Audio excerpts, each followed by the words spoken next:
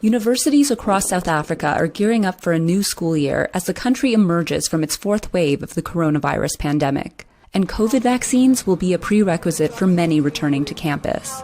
The South African Union of Students has warned protests of vaccine mandates are looming. At the University of Johannesburg, students say they're angry that they weren't consulted and claim the policies infringe on their constitutional rights to bodily integrity.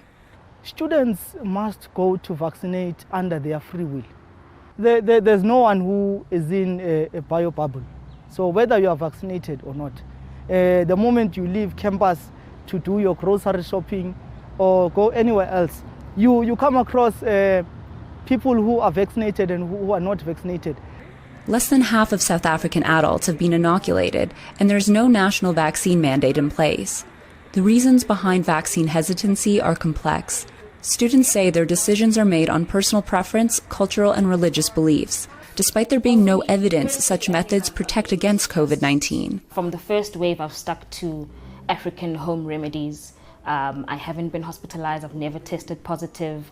And I think because that worked for me thus far, I will continue with that remedy. People who have vaccinated are said to have been protected from the virus, and they should find ease in that. They shouldn't be bothered by the fact that someone else is choosing to not vaccinate and exercise that right.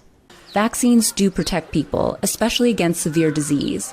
But one of the country's top doctors says unvaccinated people pose other risks beyond catching or spreading COVID-19. They are much more likely to end up in hospital, in ICU, and to die of COVID-19.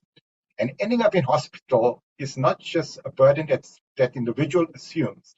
It's a burden that is shared across society, both in terms of the funding of the healthcare system, as well as other impacts that materialize in that hospital when there's needing to start to cut back on, as an example, elective surgery because healthcare facilities are coming under pressure. Which is why he's calling for tougher measures on those resisting the shots. All choices come with consequences. And that's the whole point, is that a mandatory vaccination doesn't mean that we're going to tie you down or put you in prison if you choose not to be vaccinated. It should come with consequences, just like there are consequences to every other choice that one makes in life. For unvaccinated students, it's losing access to campus. The University of Johannesburg said in a statement that exemptions will be considered on health or religious grounds.